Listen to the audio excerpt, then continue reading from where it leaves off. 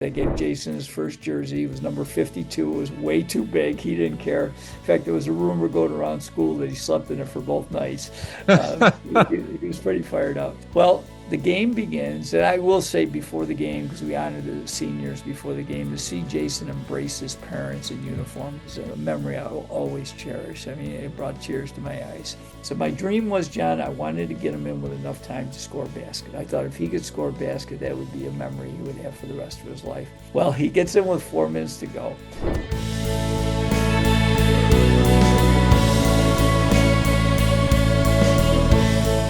Hey, Uncommon Leaders, welcome back. This is the Uncommon Leader Podcast. I'm your host, John Gallagher. What's March Madness? And who better to have on during March Madness but a successful basketball coach and a great leader? That's what the Uncommon Leader is all about. I've got Coach Jim Johnson today to add some value to you listeners in tying basketball coaching and business leadership together in a way that I think is going to be very inspirational for you. Just a little bit of background about Coach.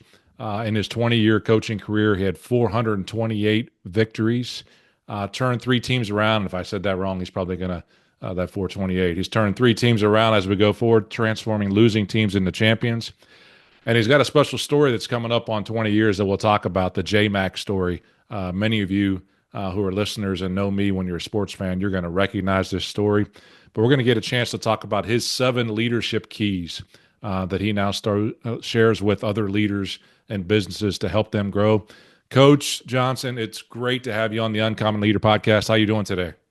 Thank you, John. Yeah, I will say I appreciate that, but I did coach. I was a head coach for 30 years, so it 30 wasn't years. Okay, 20. 30 Yeah, years. yeah, See, yeah. even I coached for something. 35, 2 years in college and 33 in the high school I was trying to level. get you. I was trying to get you better average wins per year Yeah, so kind of that thing, was and a just lot of give you wins. 20. In fact, I'd be pretty proud of 20 years at over 400 wins, 20 wins a year. Well, it It, takes it, a little while to turn them around and then get to yeah, that yeah, 25 win, number every year. So, right.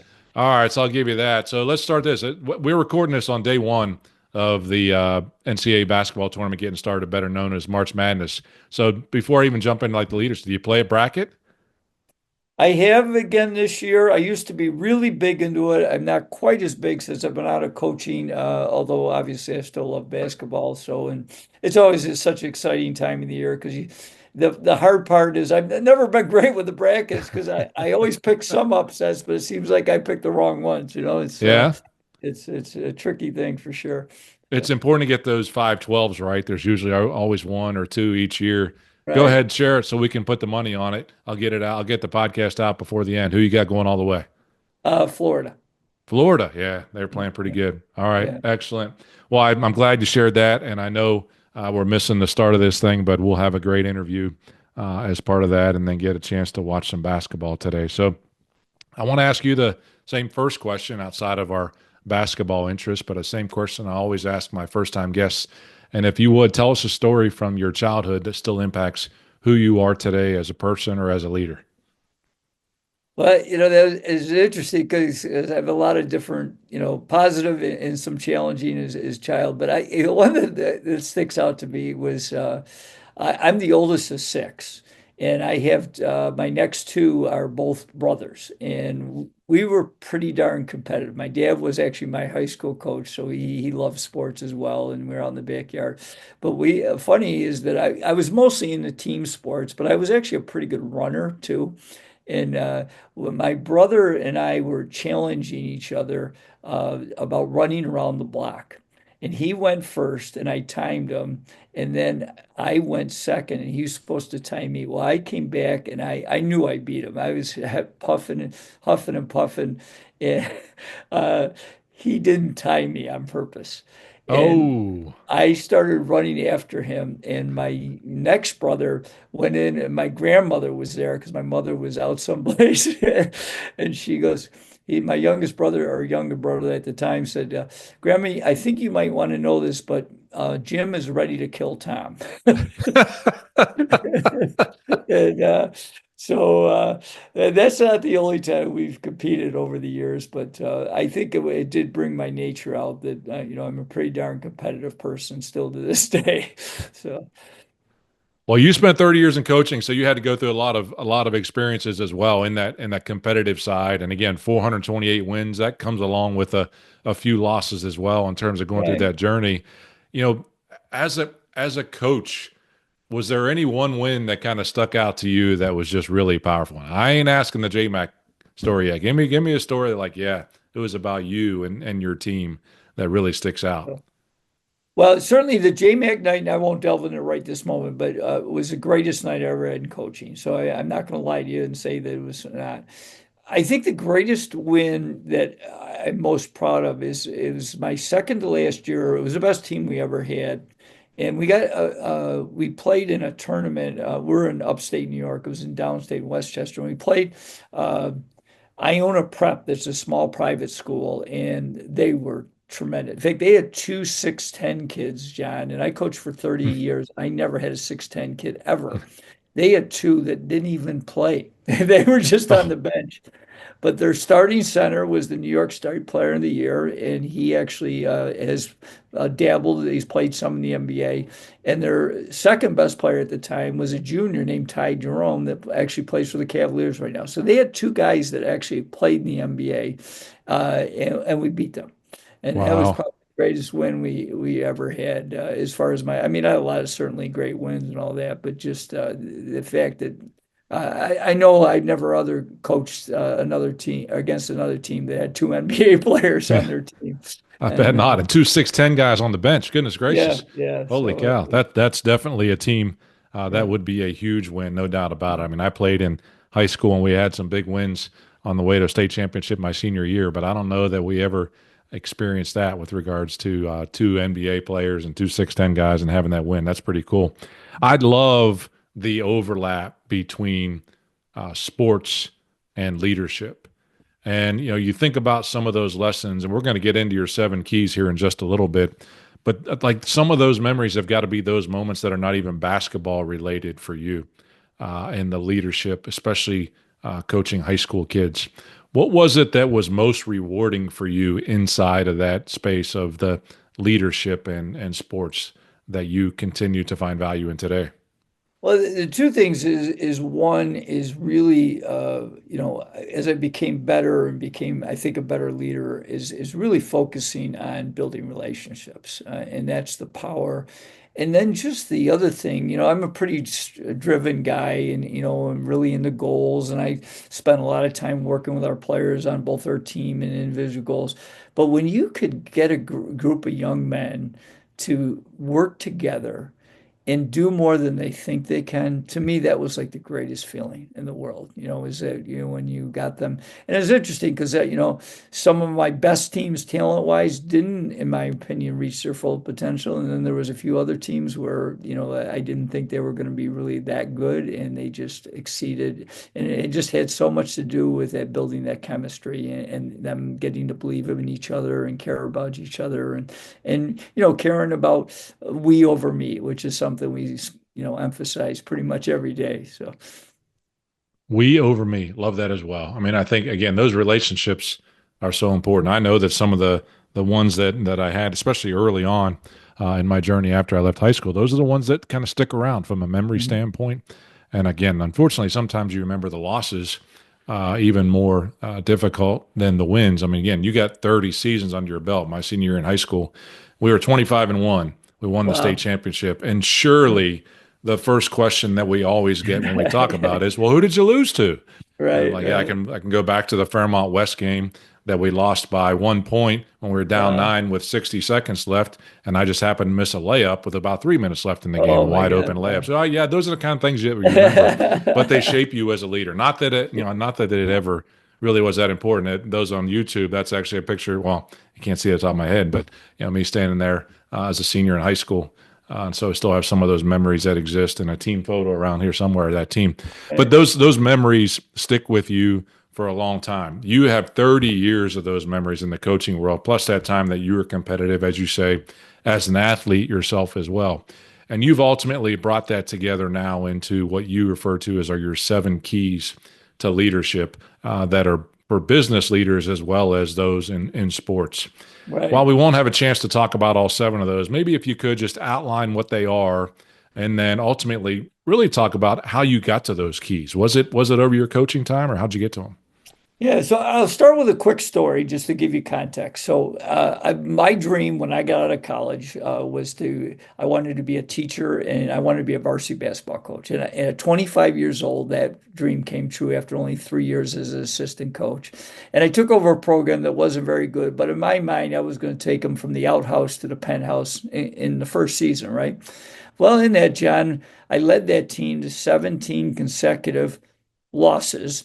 And then I was in an interim position and they did not renew my contract. In other words, I was fired. And it was a pretty humbling experience, but it would probably ended up being the best professional experience for me from a negative standpoint because it woke up a young, arrogant 25-year-old that realized that he had a lot to learn how to be a leader and a coach.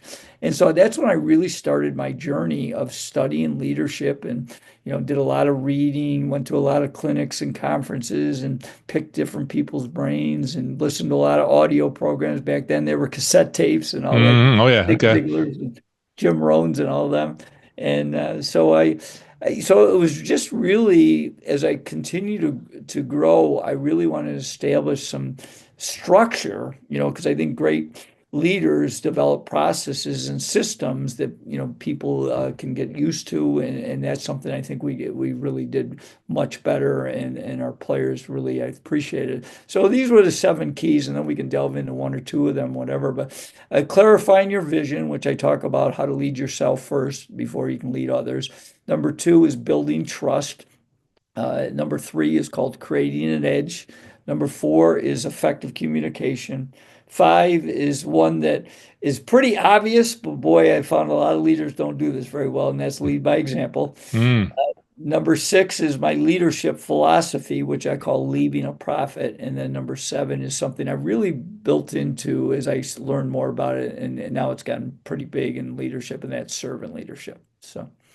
Excellent. Those seven keys. And, I think about looking back, all those things that led you to those seven keys. And look, 25-year-old, firstly, in his first head coaching position, I look at my sons now and I look back at my time as a 25-year-old. I can't imagine leading that varsity team that early. There are some that are able to do that, but it's usually that learning experience that comes into play. And I Right. heard a little bit of that pride that's in there. What are some of the other barriers before we jump into maybe one or two of your keys? But what are some of the barriers that leaders have, like pride, that keep them from being successful? Well, it's a really powerful thing because, I've talked about different things, but one thing that jumps out to me is that when I became, I kid people that as a leader, you got to be the CQA, the chief question asker. And, that when I started to come in with that perspective that I was going to Hmm. ask more questions. But then the other part about leading is taking the time to listen. And the famous Stephen Covey, seek first to understand before being understood. And then really understanding this is easy to say, but as a leader, I think it's very difficult. But I believe the best leaders are finding the best answers to solve the problems, Hmm. not necessarily their answers. And again, easy to say, but we all as leaders and all people have an ego to some degree. And usually when you get a leadership position, you have maybe even a bigger ego. Mm-hmm. And you can really start to say, that famous we over me that I mentioned earlier is that, and really getting impact. Like one of the things we did a captain's meeting every week, and it was always on Mondays unless we had a game, which was rare. And early on, John, I always would come in with an agenda, but it was all about me. And then probably the last half of my career, I came in with the agenda was just questions and questions like, hey, how's our team chemistry this week? What do you think we should focus on to be better this week? How can I coach you better? Is there any player right now in the team that we should be made aware of this struggling that we can help out this week? So just and boy, the captains really took ownership, and I think that spread throughout the whole team. The coach wanted to know about you and wanted to get your input. And the other thing I think is really clear, I did a lot of one-on-ones. And one of the things I always told our players is I want to hear from you, I'm not going to always agree with you, and when I don't agree with you, I'm going to share why. And you may Hmm. not like that, but at least you know where I'm coming from. Because I think the breakdown in communication is when people don't do that. It's just my way or the highway. Well, that doesn't go very well, and especially with young people. So, Hey, listeners, I want to take a quick moment to share something special with you. Many of the topics and discussions we have on this podcast are areas where I provide coaching and consulting services for individuals and organizations. If you've been inspired by our conversation and are seeking a catalyst for change in your own life or within your team, I invite you to visit coachjohngallagher.com/free call to sign up for a free coaching call with me. It's an opportunity for us to connect, discuss your unique challenges, and explore how coaching or consulting can benefit you and your team. Okay, let's get back to the show. Well, absolutely. And again, even as you're seeing with that, so with the title of head coach or the title of leader, that's the first level that we go through. John Maxwell talks about levels of leadership, 5 levels, and he says the first one is position, and people follow you yeah, because they have to. Now, you right, talked about this with regards to relationships and leading by example, is that you want to move, to permission. Ultimately, is that they follow you because they want to, and they're giving you right, permission to lead them. So, very important to build a relationship, especially with young players. I mean, they want to know, why am I not playing? Why am I right. not good enough to be in the starting five? And you have to learn to have candor with them to let them know what that is, but to also know that you have a very important role to play on the team.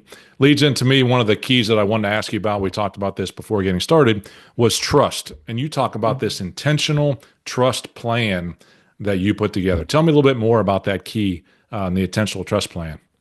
Yeah, well, and I'm just going to say one thing. The two C's is I built a basketball program that I think is really important is caring and challenging. Mm, And I think when you can combine those two, which will lead into my answer to trust. So as I mentioned, I struggled my first opportunity to be a varsity coach, but I had three other opportunities. In my last 27 years, I coached in my hometown at two of the high schools. I actually went to the other high school, so I kind of hit them all. And the when we took over all those programs, they had all been not doing well. And so one of the things I really figured out and I really shared with our staff is we got to build trust with our players because we're mm, a new group coming in. And how do we do that? And so we came up with three keys to building trust. The first one is we had to consistently align our words and actions. Now I'll tell you a little side story that was very powerful for me because going to that other key about leading by example.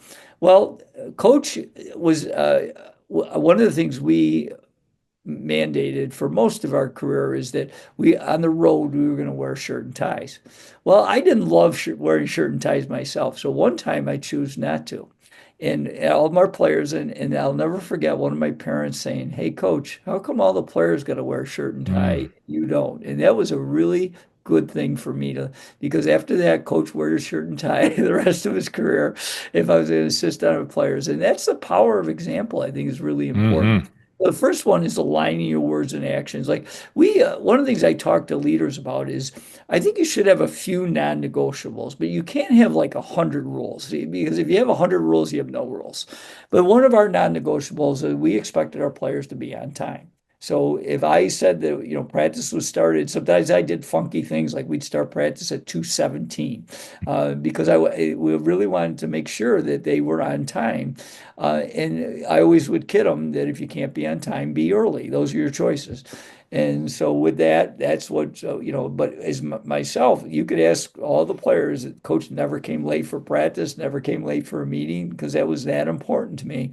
So aligning your words and actions is so important. Number two is I think if you're going to build trust, you have to have the foundation of telling each other the truth. And one thing I will say that in leadership as an art and science is there are times where I think you can call out a player, going back to what we talked, John, about building relationships, where some players can take some harsh criticism in front of the team, and it's very helpful. But getting to know your players, some of them don't do very well with that, and that's why you got to get to know your players because there's sometimes you got to do that behind closed doors. But we really focused on telling each other the truth. And then the third thing is that we took over programs that hadn't been doing well, is that we really came in with a mindset that we wanted to catch our players doing well Hmm. and specifically praising to them. And I always give an example, like instead of saying "nice job, Johnny," because I was a boys basketball coach, we want to be more specific. So I might say something like, "Johnny, that was awesome how you dove on the floor for that loose ball. That's what championship players do on championship teams." So he gets some clarity. He's being praised, but he knows exactly why he got praised. Love that. And I love that as an example as well, being specific about that feedback. I actually, and I listen to hear you telling the truth, and you do that, especially when it's tough feedback in private as well, behind closed doors. I love that. And certainly aligning words and actions, no doubt about it. As the leader, things are caught and not taught, and they will Right. absolutely let you know if you're stepping outside, which back to telling the truth.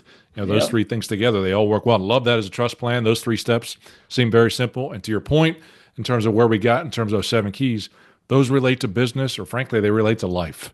Yeah. There's no doubt about it in Absolutely. terms of that trust plan in your family, in your family, align our words and actions, tell the truth, be on Yeah. time, ultimately get those three things done, right? I mean, it Right. really is that simple, and it can be that difficult. Have you had influencers as you develop these keys in your career who have made a difference for you, whether it's other coaches or authors or speakers? Who's influenced you? So the two that, and I never met either one of them. Then I will tell you a little bit about, one person that did that I worked with. But the two that influenced me from the afar, but I studied them immensely, was the late John Wooden and the late Jim Rome. So there was a personal growth guy, and then a famous basketball coach. But Hmm. I read and listened to all the things I could possibly learn about them because you know what? It's been fascinating because I still do it today, John. I'm fascinated what makes people great, and I study it all the time. And what are the separators? Then two people I did get to meet. One's still coaching, and he's kind of rejuvenated his career at St. John's. And that's Rick Pitino. I saw Hmm. him speak at a basketball clinic in Rochester, where I grew up, and he was just mesmerizing on how impactful he was. And then I went and watched him practice at Providence, and then I actually went to Kentucky when he was there, and so I really followed his career. Which is kind of a connection was that when after I lost my first varsity job, I got called by a local junior college coach, and he was a tough guy, but I learned a lot from him. His name was Bill Van Gundy, and the crazy thing is, John, both his sons, Stan and Jeff, have been head coaches in the Yeah, NBA that's right. numerous times. So it was amazing because when I was coaching with Coach Van Gundy, I was 26, and Stan is my age. He was a college coach, a Division III coach, and Jeff had just taken a high school job. Hmm. So I think, but Coach Van Gundy really helped me get back on my feet after that stumble, in my first varsity position. So Love that. Even having folks there to pick you up when you stumble. Because, I mean, especially frankly, in coaching, it's going to happen. In yeah, coaching and leadership, you're going to have tough times. You're going to go through yeah, times or spaces where things aren't going your way. And to your point, sometimes the best thing that can happen to you is to be asked to go and coach somewhere else or to go lead right, somewhere right, else, whatever that yeah, means in terms of yeah, change. And if you can take the right perspective on that, right, can be really powerful. I mean, again, Patino made his mistakes in his personal life as well, but look yes, what he's gone through in the coaching world. I mean, yeah, NBA, just recently, Iona, St. John's, right, yeah. Providence, Kentucky, Louisville. Goodness gracious, that guy's still around. Coach, you're when are you going to get the phone call to come back up? Come on now. I'm doing some other things and I think I can make an impact now. So, but I certainly still miss it. I mean, it's something that was strongly in my blood. But, I think something we can really learn from Rick Pitino is that, he got really humbled with some of his mistakes there at Louisville. And how about he goes back and he coaches Iona? And I think the lesson I want to share to all leaders is be great wherever you are, because he got Iona, doing some good Yes. things, and that led to the St. John's job. And now, how about I had no idea because I grew up in the old Big East, Yeah. and to think that St. John's had not won the Big East Conference since 2000, that's That's incredible. amazing, isn't it? Yeah. So, Yeah, goodness gracious. In those days, I go back into my high school basketball days at Ewing, at Georgetown, and yeah, Mullins at St. exactly. John's, and Right. Syracuse. Goodness gracious, and Washington and Yeah. Syracuse. Look at all those guys that were there. Ronnie Cycli.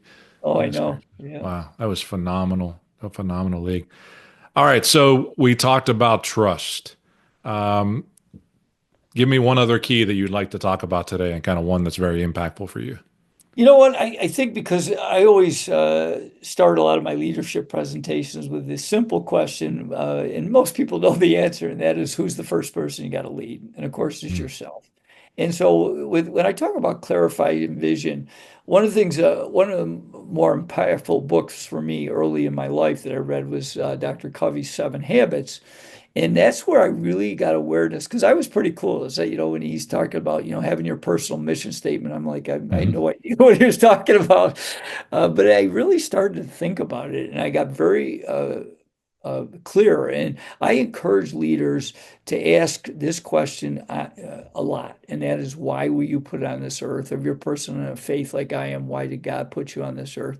And then the second part of that is really getting clarity of your core values. Like one of my core values is to respect all people.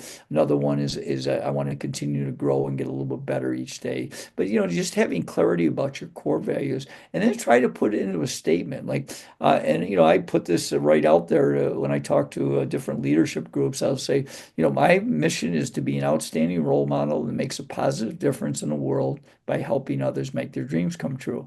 And each day, that's what I strive for.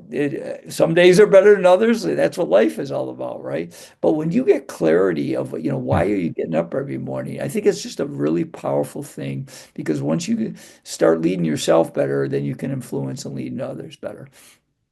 Love that. Starts with you, no doubt about it. I mean, personal mission statement, personal values, write them down, Yeah, define what they mean to you, and then frankly, look at all the things that you're doing, right? Your behaviors and your activities and say, how do they line up? Are they contributing to yeah, me improving those values? Are they contributing to me moving toward, I love that as a personal mission statement, change the world. Love that. Bold. Okay, yeah. big difference. Coach, I want to honor you for that. That's amazing. Now, you Thank talk you. about making a difference in the lives of others.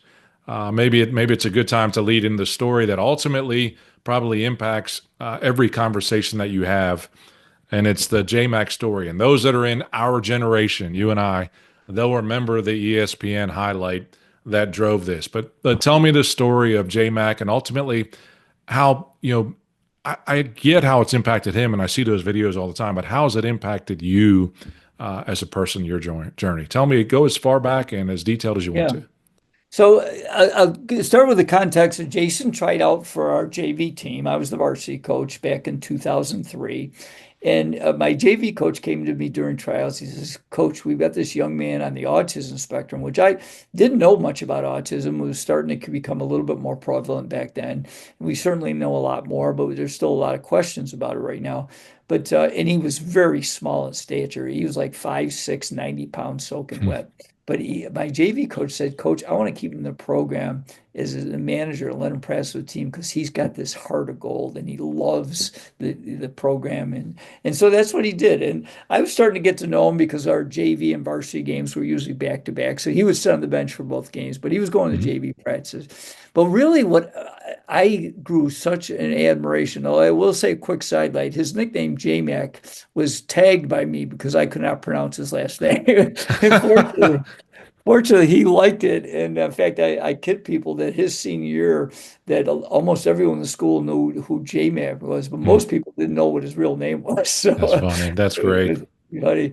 But anyway, so what I really admired about him, John, was how much he was into basketball. And after his sophomore season, he came to all our off-season workouts. I was picking him up from his house, and even though he wasn't a very good player, I mean, I was so passionate about basketball, and so was he. So we were always talking basketball. And so he tries out his junior year for the varsity. He doesn't make the team.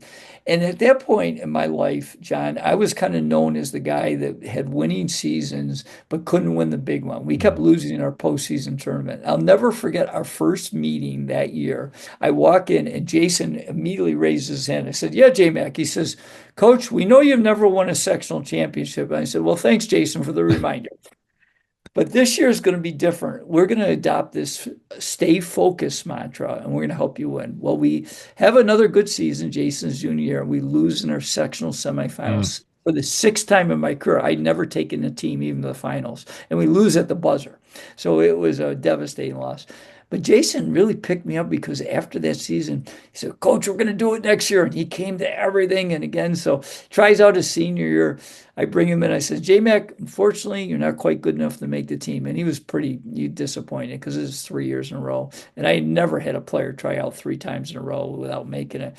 I said, I have a gift for you. And his head popped back up and he said, yeah, what's that, Coach? I said, well, for senior night, I'm going to give you a uniform and hopefully get you in the game.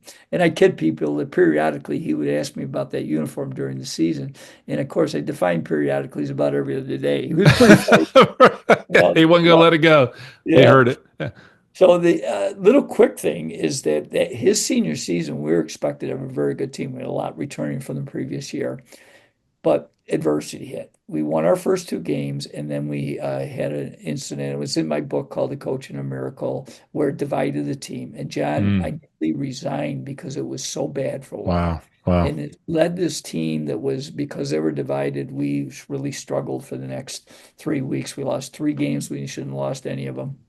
And what changed it was uh, I did a leadership thing that I'm proud of. I didn't know if it was going to work, but we had a Christmas tournament and we won in the open round. We were playing the whole school and they were really good. And we had a shoot around because it was during Christmas break for an hour. And I never brought out basketballs. I sat in the bleachers and I just opened my heart up. I go, guys, unless we decide we're going to unite, Fairport, our opponent that night, is going to beat us by 50 points. And but the best thing I did, and something I want to share with leaders, is I became vulnerable. I said, I don't have the answers, Mm, but you do. And you got to be willing to share. And we never brought a basketball out in that hour. We just shared ideas, and I could see a little bit different bounce in their step. And that night we lost to Fairport, but we lost to win overtime. And it showed what mm, we could do. And then we got some momentum going. So we won 8 of our next 9 games going into senior night. And February 13th, the game was on February 15th. I gave Jason his first jersey. It was number 52. It was way too big. He didn't care. In fact, there was a rumor going around school that he slept in it for both nights. He was pretty fired up.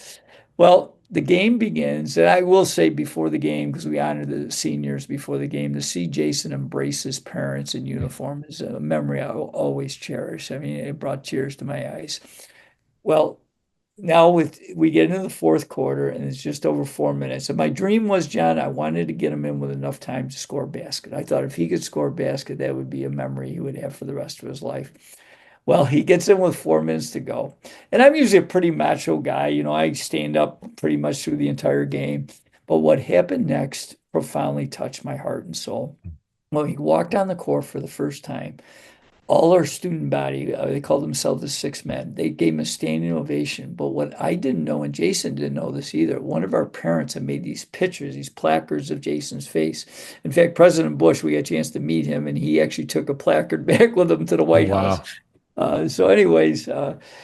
They show all these placards, and it touched me so deeply, John. I sit down, and tears start to roll down my face. In fact, I'm trying to wipe my face. I'm like, oh my God. So Jason's in his first varsity game. First time he touches the ball, he has a 3-pointer from the right corner. He lets it go. I tell you, the whole crowd stood up in anticipation. He misses by like 6 feet. It's not even close. And I kid people that I know you're not supposed to pray in the public schools, but dear God, I was praying, please help him get one basket.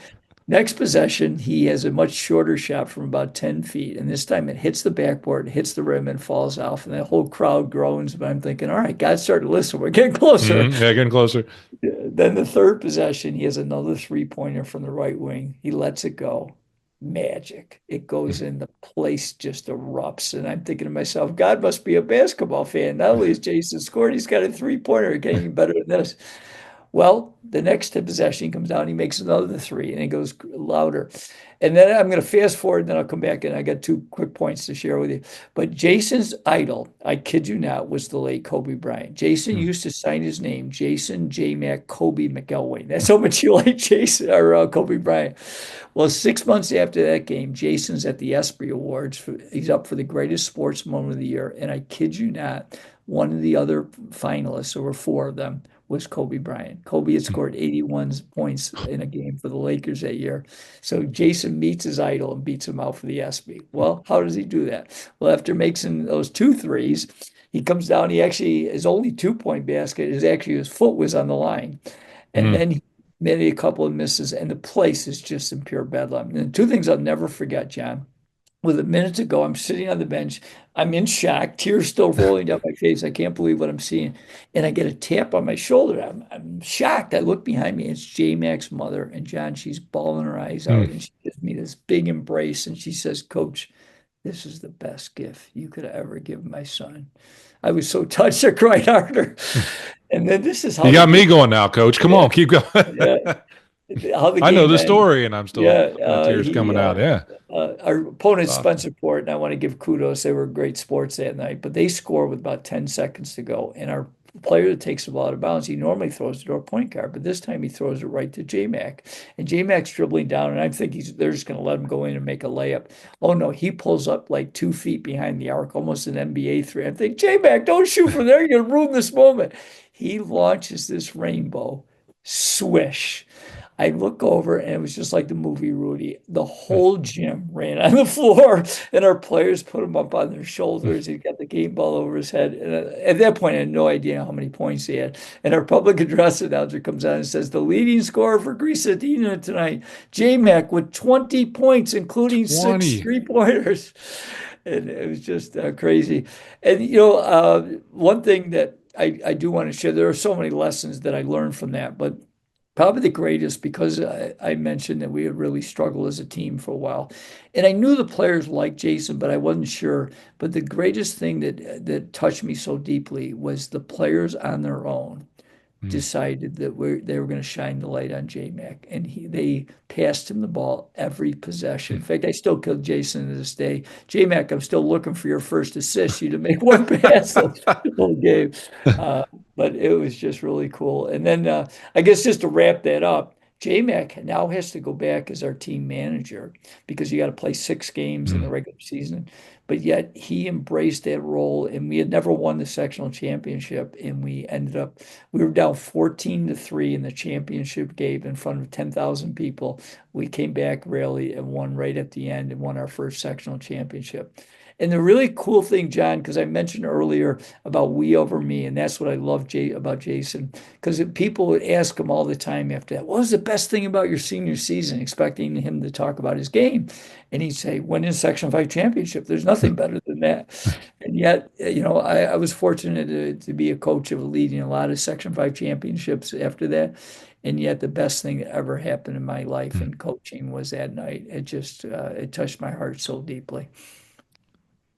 Coach, I know you can never get tired of telling that story in 19 years and just the impact that had on so many.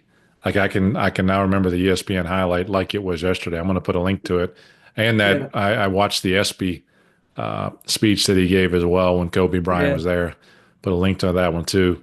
But yeah, as you said, probably that moment for you, it's one thing to see him make those shots, another thing to have his mother behind you and give you yeah, that big hug as well. I mean, yeah. the we over me component, while it may have catapulted you into the limelight as well, I hope that feeling during that time never leaves you and never leaves him also.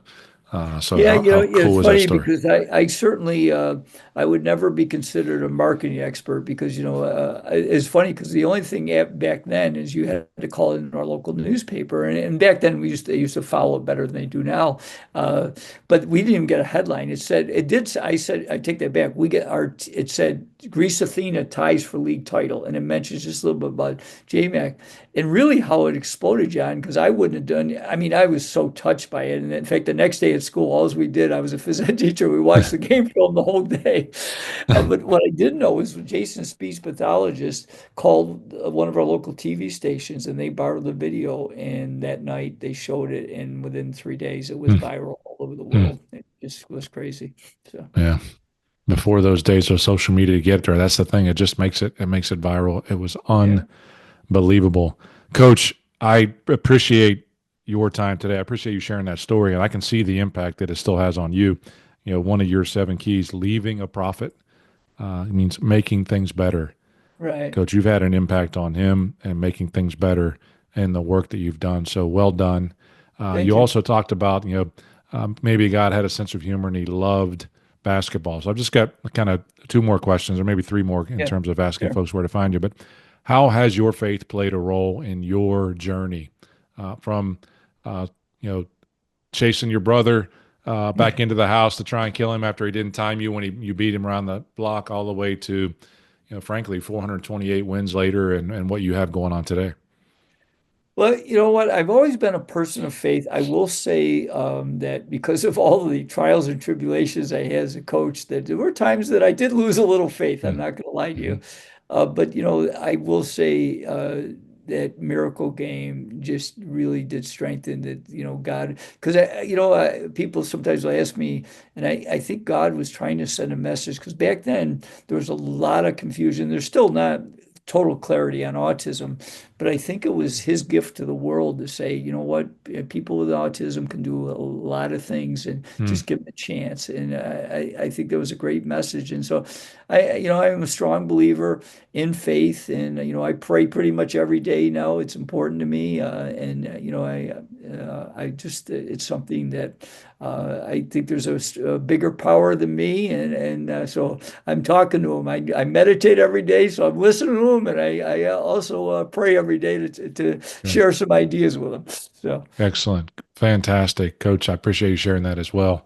You got a lot going on right now still, doing speaking and sharing your inspirational story. How can folks get in touch with you, Coach, to learn more about you or connect with you? yeah, so probably just the best is the Coach Jim Johnson .com, and that way I wouldn't forget it. Or my personal email, if people want to reach out, is coachjimjohnson@gmail.com.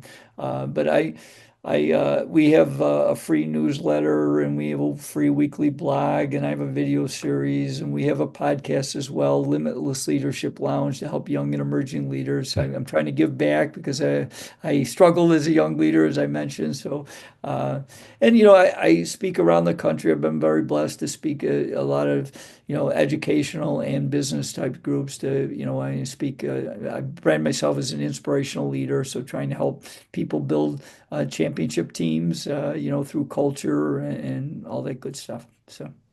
Love that. Thank you for sharing that, Coach. I appreciate you sharing with the listeners the Uncommon Leader podcast.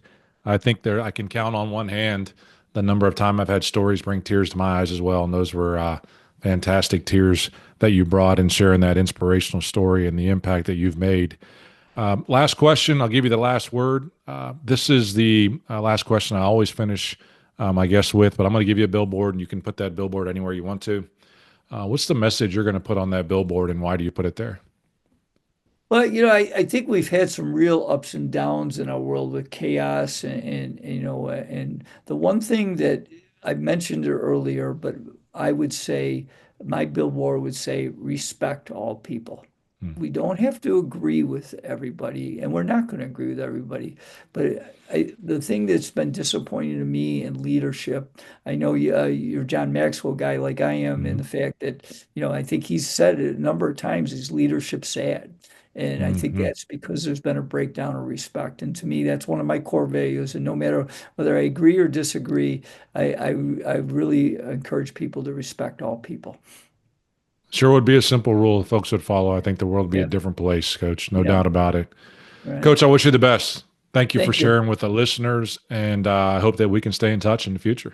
Absolutely. I loved it, John. I'm glad that you're making a big impact as well. And I look forward to growing our relationship. So thank you. Thank you.